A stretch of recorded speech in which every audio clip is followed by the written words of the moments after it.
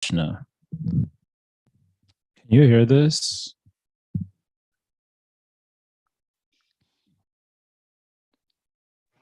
Yes. Yes. Yes, no. Is the sound coming through? Yes, we can hear you. Krishna, Hare Ram. Doesn't look like it. Can you hear us? Oh, it is coming through. Oh, maybe because I have my... Yeah, I can't hear y'all. Wait, speak again? Yeah, I don't know what's going on. Hello. When can I have been more competent with this? Is it... Yeah, I can't hear y'all. I don't know why though. What's the reason for that? Let's see here.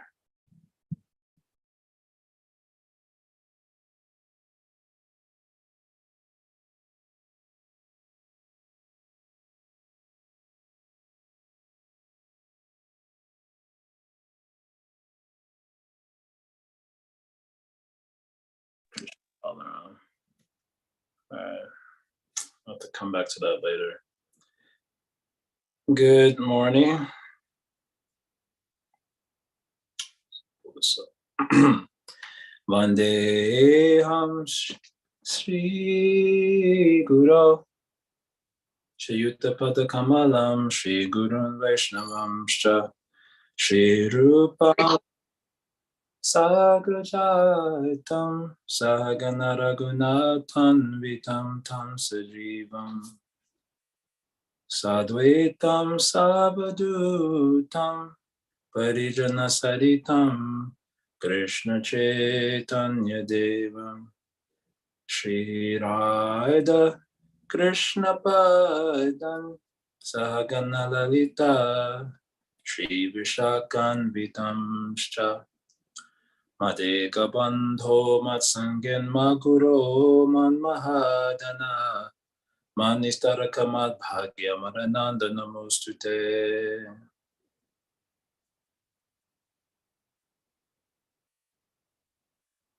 Okay. Today we're on verse 7-130. Yudhishthira Maharaj has inquired about how it was possible for Shishupal to have attained liberation by merging into the body of Krishna at the Rajasuya sacrifice, even though he was completely envious of Krishna. No bad reactions ever happened to him, yet he attained liberation, which is hard even for great yogis and munis to attain, who dedicate their lives to the attainment of liberation. It is also saying that Vena, who was also envious of God, went to hell. So why the difference? So Narada Muni begins giving answers to that question, basically giving the answer that if somehow or other one becomes absorbed in God and Krishna, then the result of that absorption is the attainment of Krishna. And there are different ways in which one may become absorbed in God, and enmity is a particular way that one may become absorbed in God. But it can't be the enmity of Vena. So Vena's enmity did not generate an absorption, avesha. That was not generated. But rather it was just like the sort of envy of the average secularist who may make some blasphemy against God or religion and then goes about his life completely oblivious to the reality of God. But Shishupal was not like that. Shishupal was completely absorbed in God, as inspired by his envy.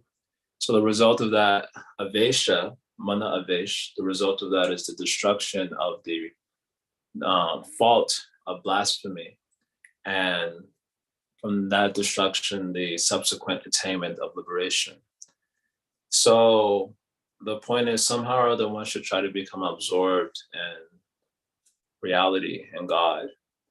Narada Muni left us with an example of the caterpillar who was caught by some potter wasp and thrown into the nest. And then the caterpillar becomes absorbed in the potter wasp by fear and enmity.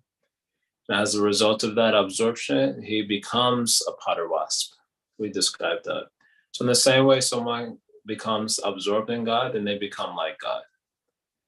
So now in verse 30, continuing this passage with the same thing, he says this thing here.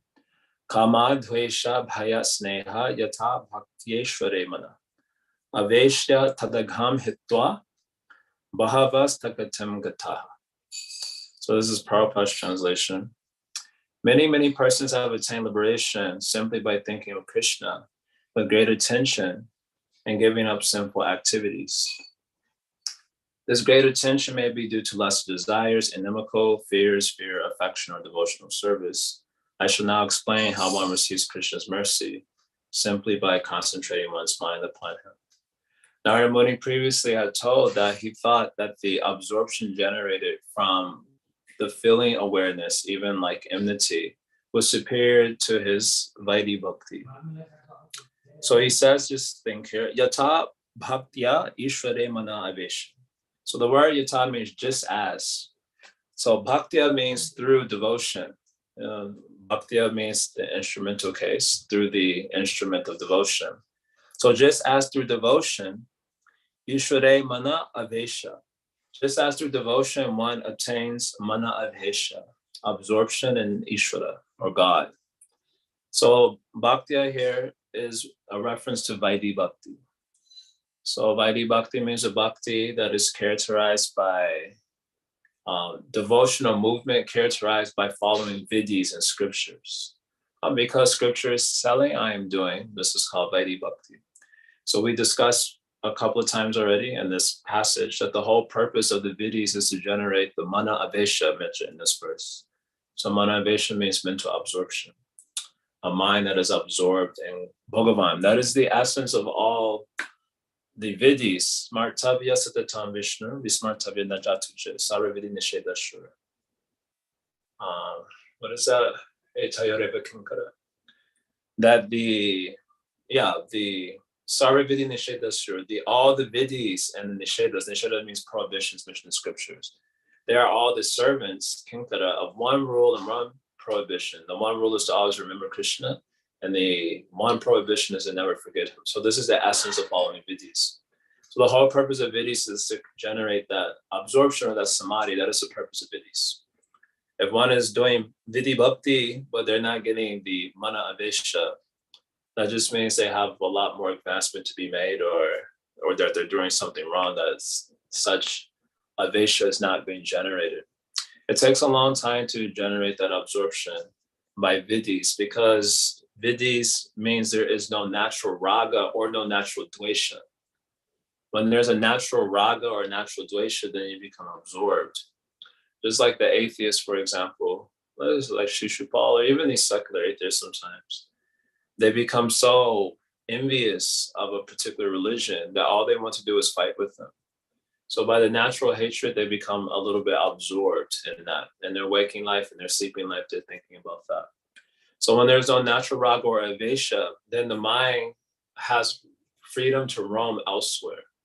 So it's like when you're hearing some class or you're chanting your japa in the morning, for example, your mind wanders elsewhere, likely, unless you've already made a good amount of advancement through Vaidhi Bhakti. Your mind is wandering elsewhere because you have no natural raga or dvesha for the practice of hearing or chanting in this example. So it takes a long time to get that mana avesha by following vidhis, but that is the actual purpose of the vidhis. And if that purpose is not realized or actualized, then such a following of vidhis or their rejection is called as the niyama agraha by Rupa Goswami and the Upadeshamrita. Niyama agraha, niyama agraha. Niyama agraha means clinging tightly to rules without realizing or actualizing their purpose. And niyama agraha means rejection of rules, basically, without realizing or actualizing their purpose. So Rupa Goswami says, Shabir Bhakti Vinashiti. This is a destroyer of bhakti. The destroyer of bhakti is just clinging to rules without the actualization of its purpose in the form of mana avesha. So just as through Vaidhi Bhakti, one gets this mana avesha, and from that mana avesha, tagatim gata. Tagatim gata means the attainment of that goal. Gatem means like the goal, and tat means reality. It's a word. Tat means that, and it's a reference to God. So just as by Vaidhi Bhakti, one attains mana avesha to God, and from that mana avesha, tat gatem gata. They attain tat gatem, that goal. They attain, that goal means they attain God. So just as that happens, so also Bhavas, many persons, by bhakti or by absorption that was not generated by vidya. So some examples are given. Kama, dvesha, bhaya, sneha. 4 examples are given. Kama means by the amative desire or amorous desire, the desire of attraction to God as a lover or as a husband. That is the meaning of kama there. Dvesha means envy, like Shishupal. We'll hear examples in the next verse. Bhaya means fear, and sneha means affection. So these are feeling states. They cannot be prescribed. You cannot tell someone to have a particular feeling like on the spot. Hey, I want you to love God like a lover, right? Just like sometimes we used to do these japa retreats. I'm not really criticizing this. I used to always find it kind of like humorous, but they would do these like japa retreats and they would have like different divisions of chanting japa, and they would say, okay, we're going to chant japa like this, this, this, and this. And so we would start chanting japa together, and they said, okay, now chant with, affection. Now chant with longing. And I used to always find it quite ticklish when we would be in japa retreats. I'm like, I can't turn the affection on. Like I would want to raise my hand, like, hey, I can't get my affection to turn on. Can you, show me how to turn on the affection? How do I turn on the longing? How do I turn on the affection? So feelings like this, you can't just turn on like a switch. Click. All right, now I'm chanting with the affection. Now I'm chanting with the envy or fear or the amative desire. These feelings don't just come like that. Oh, they don't come by a prescription. That's the point. They don't come by a prescription. So that means because they're not prescribed, they're outside the realm of vidhi bhakti. That is the point. Because these feelings can't be prescribed, they're outside the realm of vaidhi bhakti. Because vaidhi bhakti means a bhakti that is prescribed by scripture. So these feeling states are outside the realm of prescription. Therefore, they cannot be counted as vaidhi bhakti. So someone may argue, well, if it is outside scripture, then it cannot be counted as bhakti at all. So some people think like this, that unless it is prescribed in scripture, then it cannot be bhakti. They may even quote some verses. We have one verse we quote a lot in a different context. Shruti Shmiti Puranadi Pancharatra Vidhim Vina Akantike Hare Bhaktir Upatayaiva Kalpate, the famous verse that is quoted by Rupa Goswami in a different context in the section on the Angas of Bhakti. But this verse says that bhakti that does not adhere to Shruti and Shmiti and Puranas and Pancharatra. These are different scriptures in the Vedic canon. These are the different scriptures in the Vedic canon. That bhakti that does not follow the prescriptions of the Vedic canon, even though even though it looks like fixed devotion, that devotion is simply a disturbance to society. So this verse and so many other verses may be referenced to show that if it is true bhakti, then that bhakti must be born of prescriptions that are mentioned in scripture. Otherwise, it is outside the realm of bhakti. So Gaudiya Vaishnavas, we deny this because there can be a bhakti that is not prescribed. Actually, one verse that is given by, in this regard, one verse that is quoted by Jiva Goswami, for example, is this verse, Atma Rama Shamunayo Negranta Api Arukrame. What is the rest of the verse? Itam Bhutuguno Hari. What is the third line? Kurvanti ahetuki bhaktim itam bhutuguno hari. So in this particular verse, it says the Atmaramas, those who are self-satisfied souls, basically, those who are standing in the realization of their own self, they are nirgranta. So the word nirgranta means without books. the word granta, one of the meanings of the word granta is not, another meaning is book, granta. Like we say, Grantaraj, Srimad Bhagavatam. Granta means book. So near granta means without books. So those who are, near Atmarama, they're without books, means they have realized the purpose of knowledge. The purpose of knowledge is to realize reality in the form of consciousness and ultimately in the form of God. So having had that realization there without books, still these persons take up bhakti, kurvanti ahetuki bhakti. They take up ahetuki bhakti because itam bhutagunahari, just because of the nature of Krishna's qualities, they're very attractive. That even such Atmarama souls, the example is Shukadeva Goswami himself, they become attracted to the qualities of Krishna and they take up devotion. So the devotion they take up is near granta, it's without books. So the point there being made is that not all bhakti is inspired by the vidhis of Shastra. Some bhakti is inspired by a feeling state, a feeling of attraction, for example, raga. So here, this verse is saying, just as someone attains mana avesha by vaidhi bhakti, and then attains the goal of God, Tagatim Gata. So also like that, many persons have attained mana avesha by a feeling state that is not prescribed in scripture. And 4 examples have been given here. Lust, kama, dvesha, bhaya, sneha. 4 examples are given here. They attain that mana avesha in that particular way by a feeling state that wasn't prescribed, because you can't prescribe the emotive state. And tagatem gata, they also attain tat-gatem, that same reality they also attain. Means the reality that was attained by the Vaidhi Bhaktas, was also attained by these persons who got mana avesha through these feeling states. They also attain tat-gatem, that same goal. But 2 points about that. Taragham hitwa. Agham hitwa means after giving up sin. Agham hitwa. Hitwa means to give up. So after giving up that sin, what sin? So our commentator said this is a reference to dvesha and bhaya, because dvesha and bhaya is ultimately an unfavorable feeling state towards God. So how can someone with an unfavorable feeling state toward God attain God? So taragham hitwa means after giving up that unfavorable feeling state. How did they give up that unfavorable feeling state? By their absorption in God. So the idea here is, again, we gave this example last time. No matter how you touch fire, you can touch fire in an angry mood, you can touch fire in a lusty mood, you can touch fire in a fearful mood. And always you touch the fire, you'll get burned by the fire only. It doesn't matter what feeling state you're in when you touch the fire.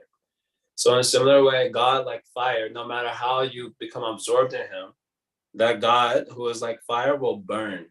That is the idea. He will burn the impurity of the unfavorable feeling state. And then you attain the fruit of that absorption in God. Tagatim gata. Now, what type of tagatim? Because this word tat means that. So you attain that reality. So the type of reality one attains, this is the other point, is in accordance with the nature of your absorption. So as we've had this maxim that we picked up from Sachinanda Maharaj many years ago in one of his, I think in his Gayatri book, he has his little maxim, realization according to meditation. It's a nice little cute maxim, realization according to meditation. So according to your meditation, and this in the context of the sequence of verses, the meditation is as inspired by your feeling state. According to meditation, then you obtain realization. So they all attain tat-gatem, whether they have kama, dvesha, bhaya, or sneha, they all attain that goal. But what that is, what that reality is in accordance with the nature of their realization. So some of them attain sayuja mukti, which means the liberation of merging into God or merging into Brahman. Some of them attain sarupya mukti, like Shishupal, Danta Bakra, and others, because they were previously, we'll hear in this chapter also, gatekeepers of the Lord. So they attain Sarupya Mukti by their Mana Avesha. And some, like the Pandavas or the Brijbasis or the gopis, they attain prema, where they're able to have many loving leelas with God. So the goal that is attained is in accordance with the nature of their meditation. Ya yadiyata urugaya vibhavayanti tata apu pranayase saranugrahaya. This verse everyone should be knowing now because I quote it quite often. So yeah, so this verse I think should be clear. I think I covered all the points. We'll just look at the next verse because examples of all these feeling states are then given. So gopya kama bhaya kankso dvesha chaidya dhuyo nripa sambandha vishnaya sneha yuyam bhaktya bayam vibo. I'll read the translation here. So my dear King Yudhishthira, the gopis by their kama, Kamsa by his fear, bhaya, Shishupal and others by envy, the Yadus by their familial relationship with Krishna, you Pandavas by your great affection for Krishna, and we, the general devotees, by our Vaidhi Bhakti, devotional service, have obtained the mercy of Krishna. So he gives examples of those states that we just heard in the previous verse. We're going to reconcile this maybe in tomorrow's class, but in the previous verse, he mentions 5 states: Kama, Dvesha, Bhaya, Sneha, and Bhaktya, which means Vaidhi Bhakti. And in this particular verse, he mentions 6, or apparently he mentions 6. So, and then in the verse after this, he'll mention 5 again. So we'll do a little reconciliation of that tomorrow. But in any case, this verse is a straightforward example of those who attain tat gatim gata, those feeling states by obtaining mana avesha through a feeling awareness state outside the realm of Vaidhi Bhakti. Okay, so this section is meant to glorify having a genuine attraction to God. Vaidhi Bhakti is not the bhakti that is glorified by Gaudiya Vaishnavas. Bhakti for Gaudiya Vaishnavas means bhakti that is based on a real attraction to God, or raganuga basically. Raga means attraction, and anuga means to follow those who have attraction to God. And that is real bhakti. Real bhakti means raganuga bhakti.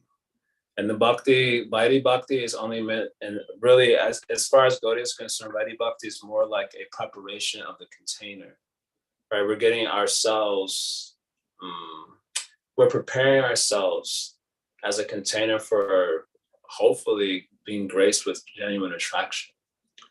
So in other words, Bhakti prescribed by rules, the rules just help to set the stage for receptivity to higher grace in the form of a genuine attraction. At the end of the section on Raganuga Bhakti, Rupa Goswami says, this is the very last verse. He says, Krishna ta bhakta karunya, what is that? Krishna ta bhakta karunya, matra labhaika hetuka. He says the exclusive cause of the attainment of this raga for Krishna is Krishna's mercy or the mercy of his devotees. Krishna ta bhakta karunya. That is how the raga is somehow coming through that channel. Either Krishna, and Krishna means like seeing the deity or hearing his lila, hearing about his qualities and so on, you become attracted. Or by the association of devotees who have that attraction, you kind of catch it like an infection or a virus, if such things are true. And then you kind of catch it like that. That is the exclusive cause. So what is the Vaidhi Bhakti we're doing? So Vaidhi Bhakti is just to set the container for receiving such grace in our life. Otherwise, it's just Vaidhi Bhakti. You're just, okay, I got to follow the rule, got to chant. And it seems that in the age of Kali, that sort of devotion that is inspired only by rules has an expiration date. It appears that way, at least. This weekend, Namra sent me some posts on the Facebook. I hardly go on Facebook anymore. So he sent some posts on the Facebook of someone who's like, I've decided to leave the community of devotees because of blah, blah, blah, blah, blah, blah, blah. Had nothing to do with the philosophy. It wasn't like, yeah, I don't know about this philosophy anymore. It's just so inconsistent. It had nothing to do with that. You know, it was like, I've experienced trauma in the community of devotees. I'm like, okay, go to another community. Like, what's the problem? And I've seen many people like this. They leave because it's never because I lost attraction to Krishna. It's never because of some fault of their own, but it's always the fault of someone else. You know, there was another, in Prabhupada's time, there was a woman disciple who wrote, not that it matters if it was a woman as such, but it was a lady disciple who wrote Prabhupada. She was fried with her godbrothers. She wrote Prabhupada a letter, I'm leaving Krishna consciousness because my godbrothers are this, that, and the other. And Prabhupada wrote her back saying that if they're treating you that way, they are nonsense. And if you leave because of them, you are nonsense. Then he said, why you should lose your opportunity? Why you should lose your opportunity because of someone else's nonsense? You know, as the story is told, I think she stayed, but I don't know if that convinced her or not. Really got to do a little bit extra research for that. But still, his point is a good one. Why you should lose your chance because of someone else's nonsense? Everyone is leaving not because the philosophy is inconsistent or any fault of our own. I don't have any attraction. I guess I didn't follow the vidis in an appropriate way by which mana avesha was generated. There's always someone else's fault. No, it's not anyone else's fault. If you leave Krishna consciousness, it's because you didn't get taste. Period. As simple as that. Things that you have taste for, you never leave them, no matter how difficult it is. People, they have taste for the money, and they will break into some house. On the gate, they will say, "We own pit bulls," and they will attack you if you jump over the fence, and we will shoot you if you come on our property. Still, they come on the property and try to steal the money. Why? Because they have great taste for the money.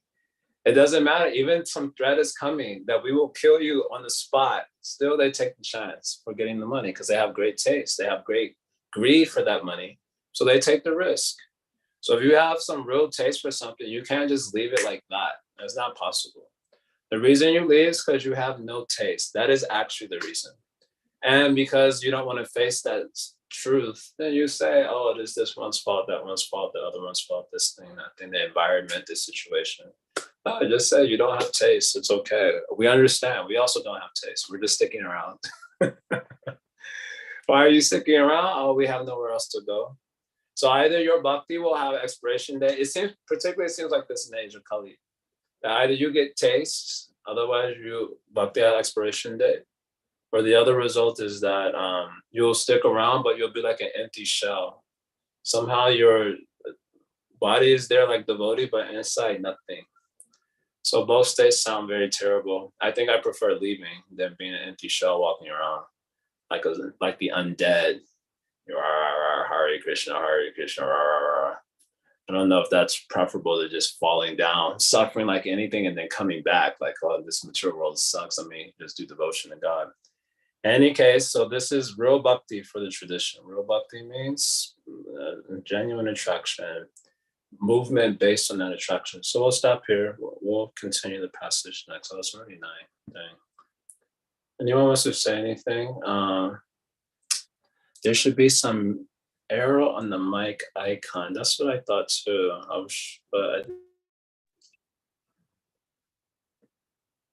I was trying to connect this.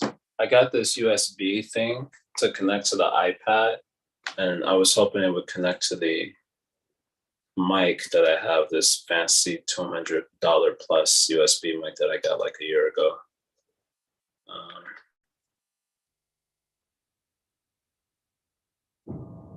I can't tell. There used to be a way. And it's blocking audio from you guys also somehow. I'll figure it out. Okay, Athena says she has something. It looks like Sudha has something. Hare Krishna Prabhu, Dandavat Pranams. I had a comment about a question about the Kamsa and Shishupal thing about being absorbed but negatively inclined. But my comment is actually around I apologize, I missed the Sanskrit terms, but essentially holding too tightly to the kind of rules and missing kind of the overall picture or the values that it's supposed to foster. And I guess I'd love to get your thoughts because, of course, there's a whole gradation and range of devotees, and I tend to be quite extreme. So of course I gravitate towards you and like Jaya Swami Maharaj and such. But you know, in that Sangha, there's this like really, really, really tightly bound kind of inclination towards the rules, like, you know, following like the regular principles so strictly. And I'll be honest, even some like onions and garlic, as the pandemic has gone on, and I can't be at, prior to the pandemic, I was at like Bhakti Center every day and able to get every meal. Even from a cooking perspective, there's like onions and garlic in like the sauces that you buy in those like meals. Like it's so hard to avoid. And ultimately, if the rules, like what any of these principles are supposed to support is remembering Krishna and never forgetting him. I asked the question, well, does eating onions and garlic actually make me forget Krishna? The answer is no. I mean, of course, I'll never eat chunks of it. Like I'll throw it out if I'm cooking, like if it comes in a meal kit. But like sometimes it's so hard to avoid like onion powder or garlic powder in certain sauces. But also I feel like in the West, like especially devotees, initiated devotees too, there are a ton who drink coffee because it's part of their lifestyle and like the caffeine aspect. But it doesn't seem to like it's not on the same. Of course, I mean a very, very stringent like devotees would put that under like the intoxicants, right? Because it's a mind stimulant. But it's clearly not the same as like heroin. It doesn't make you forget Krishna. So I don't know. I mean, I'm just curious if you would. I mean, when you start anything, you have to be in like your crazy guardrails so you don't like, you know, go astray. And I've been there like 30 freaking minutes at a restaurant looking at a menu, asking about every little thing if it has onions and garlic, and it just doesn't work from a practicality perspective. But I'm just, and so, you know, I've been in KC long Makona enough now. says, meanwhile, I'm looking for the items with onion and garlic. Everything tastes better with onion and garlic. He's a true Indian. Well, so that where I am now is going, okay, like I know the guardrails and now I know the rules and I find what actually is like not important, but obviously there's like, I wouldn't put onions and garlic at the same level as meat, of course, but like, you know, you can like expand your wings a little bit of finding what I would say is important, but like, just like when any master knows the rules, but which ones to break. And so I'm just curious, like your thoughts around that, because I'm just really standing back and going like, all right, well, these are the rules, but these rules are meant to support a certain value. And you can just question, like, does it actually take me away from the value? And I'm going like, sure, now I'm like not so crazy about certain things, but I personally don't think it's affected my sadhana or my attraction to Krishna. So I love your thoughts. Thank you. Yeah, the rules, the rules and regulations of Vaidhi Bhakti means the angas of Vaidhi Bhakti. So Rupa Goswami has given us 64. And he's taken these 64 as essential angas out of the many other angas that are mentioned in books like the Hari Bhakti Vilas. So the regular principles actually refers to those Bhakti angas, those angas of Bhakti, 64, or the 9 expanded to 64, which are like just essences of even a longer list. Because I think Rupa Goswami says, and they're unlimited angas of Bhakti. So my general understanding of what is meant by rules, because the angas of Bhakti are discussed in the context of Vaidhi Bhakti, the Bhakti inspired by the Vidyas. And so Shastra is saying, do this thing, that thing, and the other thing, or worship Krishna. So that refers to the angas of Bhakti. So with that, Prabhupada has given a few extra ones, like the 4 regular principles, no meat, fish, eggs, no OG, this, that, and the other. And this, especially in the context of like a more Brahminical culture, when you're worshiping the deity and you're offering things to the deity, then there's a certain sort of ritual purity required to do that. Like when Krishna says, Patram Pushpam Palam Toyam Yome Bhakti Prayachati Taraham Bhakti Uparitam Ashanami Prayatatmanaha. Prayata Atmanaha apparently means a sort of ritual purity when offering things to God. So you don't offer God OG, you don't offer him meat, you don't offer him this, that, and the other. So when doing this sort of worship, that sort of ritual purity is required. And then you can say in a technical sense, devotees, technically we don't eat anything that's not prasad, and therefore some of these things have like an intersection. But how we follow that will depend on our level. Again, it depends on our level of attraction In other words, our ability to follow even those sorts of standards will depend on who we are and where we are. So one thing that gets kind of challenging is that Prabhupada has given for his disciples a sort of Brahminical standard in terms of how they should engage with the social world. But many of us aren't Brahmanas, neither by birth or by nature. And so to be expected to adhere to a Brahminical standard of life would be quite difficult. And this is what has caused a lot of confusion, because the Brahminical standard has been kind of conflated within spiritual standards, or the spiritual standards of bhakti, which just means the angas of bhakti themselves. And so the two have kind of attained like tadatmya, sambandha, like they're kind of merged together now. And so it creates a little bit of confusion, or maybe a little bit of discouragement. When you can do bhakti, no matter what you are, who you are, or where you are in your development, bhakti can be done. But when it comes to like following Brahminical standard, then there has to be there's just a certain social standard that is expected of such a person. And now because the bhakti angas and the Brahminical standard have been merged together and are thinking about it, at least culturally, there can be some discouragement there. So these are the sort of things you work out with a Bhajan Shiksha Guru, someone who's like really guiding your practice. This is the reason why everyone requires at some point some sort of guidance in their practice like that. And they can work it out, You go, hey, I'm confused about Ahinkarha.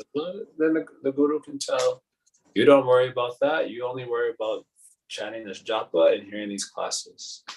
And then as you get more attraction for that, then on your own, you become inspired to make adjustments, or you just work it out with such a guru. But because we don't have gurus, we get confused about all these things. And then not only confused, we get discouraged.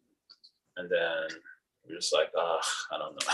You just start throwing your heads up in the air, just like, whatever, I don't know. Thank you. So what I hear is really these principles and rules are around the angas of bhakti. Yes. It's like the 9 angas and the 64. But then the 4 regulative principles that Prabhupada added is for to create like Brahmins, like more of like a Brahminical aspect. Yes. But then I'm really actually that's interesting, because then technically I'm thinking like the passage of Dwarka and so on and so forth, where they might not be following like all the 4 regs, but if they have bhakti, but key is you could be practicing like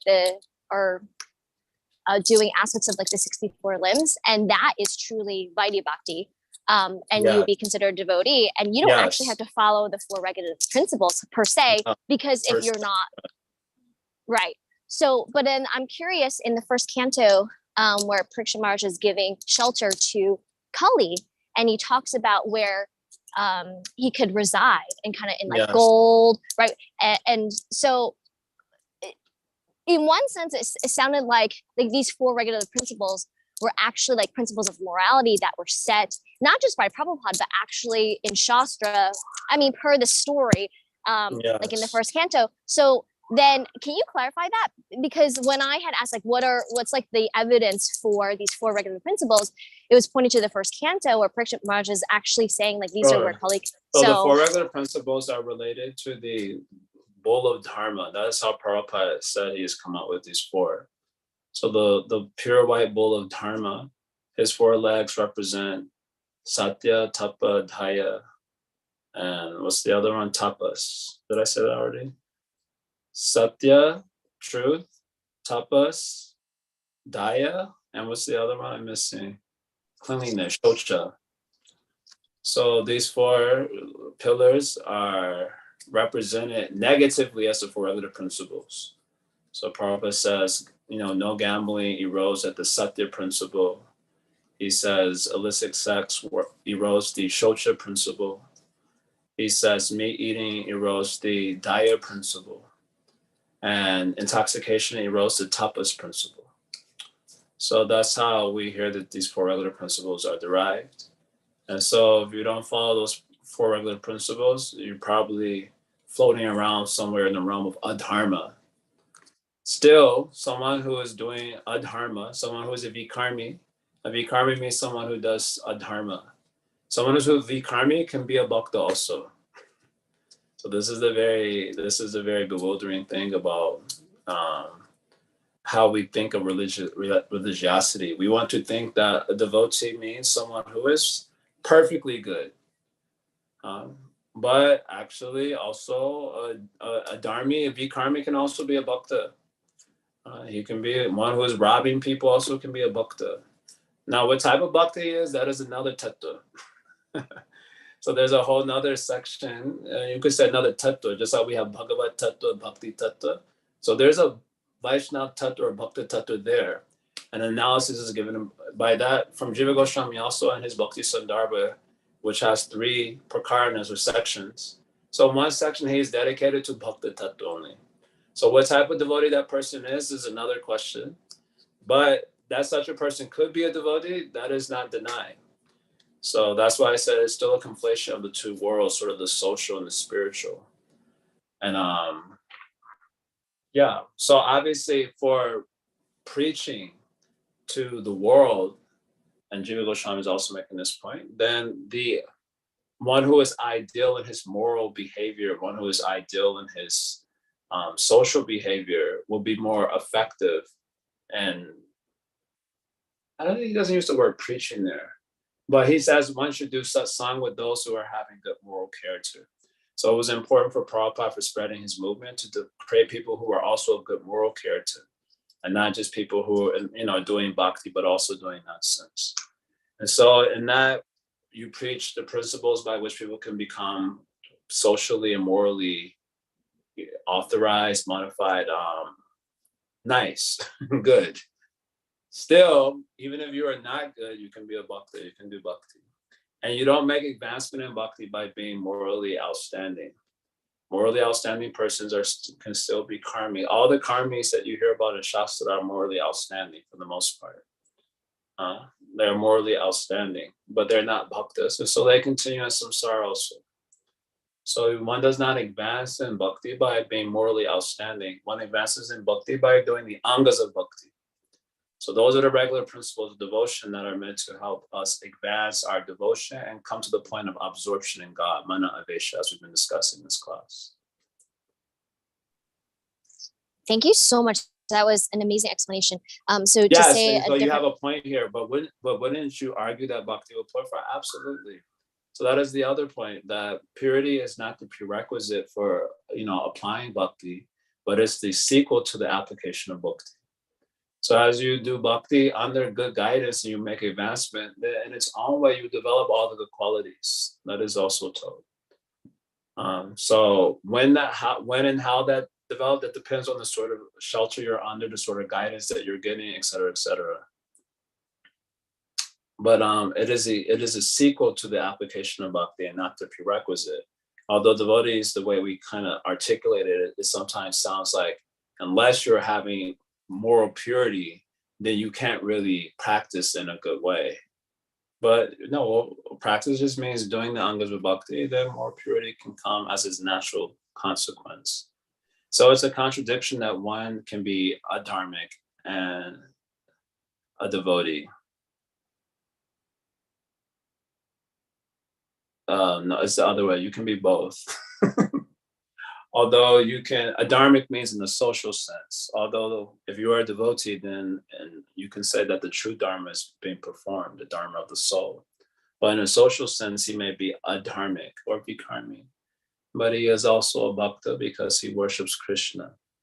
So by the worship of Krishna, gradually you can become purified. So like if you're engaging in bhakti, one would eventually stop or lose attraction to doing such activities. So yes, you become disinclined towards piety and impiety. That is a fruit of bhakti. Then you get only attraction to God, mana avesha. So gurus have to be clever. So there are many wonderful stories. Like, I don't know if there are many wonderful stories like with Bhakti Charu Swami, where he's turned like one terrorist in Africa. There was one like terrorist or mobster. He was like a very powerful mobster in South Africa, I think. I don't remember all the details of the story. It was told to me so long ago, but I just remember he was like a real mobster. He was like killing people. And he was like quite renowned. Renowned is an infamous is the word I was looking for. And he met Bhakti Charu Swami, and Bhakti Charu Swami made him a devotee. And this devotee would be like, he would act as like bodyguard and so on when Bhakti Maharaj would come to Africa, and I just heard funny stories around here where people would like make some threat or something. He would be like, I'll kill you. Like that was his program, before he was a devotee, but by association, he became gradually, purified. So this is a program. The guru has to be clever how to engage this person in devotion. Then in their own way, this bhakti will make them give up whatever needs to be given up. We're not jnanis where we have to renounce everything first and then do bhakti. Okay, Siddhan, you want to say something? Or someone in the room, maybe it's over, maybe question got over. Hare Krishna, Prabhu. Well, since you're talking about this japa workshop thing, I have been recently using this book called Living Name for doing like mini japa sessions with friends. And it has, somehow like that intention, not chant with longing, all that. But that's why I said I don't really make fun of it too much, because there's something to it also. But the way Maharaj does it, like today, this morning, I was reading, and in one section, he was saying that we should try to pray from the heart. And then he quotes his words from Vitra Sura, which I wanted to share. It's a very beautiful verse. O lotus-eyed Lord, as baby birds that have not yet developed their wings always look for their mother to return and feed them, as small calves tied with ropes await anxiously the time of milking, when they will be allowed to drink the milk of their mothers, whereas a morose wife whose husband is away from home always longs for him to return and satisfy her in all respects, I always yearn for the opportunity to render direct service unto you. Yes. And Maharaj shares this, to say that we should be longing for Krishna, by meditating on this verse. So I was just adding to it, that conversation there. Yeah, but when you chant japa, so you read that this morning, then you must have chanted japa after that? Yeah, I did japa after that. It's not that you chanted with the longing? Well, it did help me. It did help me create that mood. It helped you create that mood. Nice. My meditating on that verse did help me, think more deeply about what I really need. So this is what we were trying to do, and Kali, which I had mentioned, and an answer to Mukunda last Friday, I think. If you can try to transform these verses into images and your own feelings, then you do the japa, or you sing the prayer, you do the bhakti, holding the image and the feeling in your mind while doing it, then it's a very powerful practice. Mm-hmm. Otherwise, because we think in language, but we do also think in images and feelings. Actually, mostly we're under the control of images and feelings. We don't usually think with the images and feelings. We just moved by them. So kind of retrieving our own imaginary space and retrieving our own emotional space, also learning how to transform these verses into images and feelings, and then performing bhakti with that. Yeah, I think that's a very powerful practice that I'm going to explore more personally, and also, theologically. Mm-hmm. And then regarding another point which you mentioned today, like, that's devotee who apparently left. I'm not sure if we are talking the same devotee, but I also saw some posts. In fact, a series of YouTube videos. I'm not sure if you're talking about that. And I was thinking on that point that, these devotees have been in the movement for like almost 6-7 years, and they were doing service also intensely. Like how were they doing service? They could leave so fast, like at the blink of an eye. And I remember one comment from the video, and the person was mentioning that it took me so much time to stop chanting 16 rounds, because I was so much tuned to it. Like as soon as the morning alarm rings, okay, get the hand and the beat back and start chanting. And it took me so much time to get out of it, So I was meditating on that, like, hey, what are we doing first of all when we are getting these people and who are doing service so many years? They don't have such taste that they can, leave it at the flick of a second. And what are they? How are they serving so much, when they don't have the taste, So it was just making me think that the need to go deeper in our relationship with the Holy Name, and helping others also who are already so-called part of the movement go deeper. Otherwise, it's not going to stick around a long time. Yeah, the particular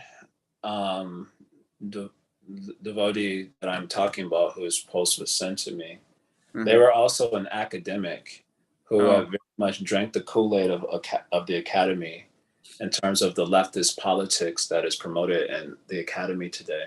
Okay. And so there was definitely competing values there. And the only reason I know this is because I had several conversations with this particular devotee over the years here at Bhakti Center. This devotee would come sometimes to Bhagavat Shravan when I would be there, or we would just incidentally be having exchanges. And, I'm not very PC.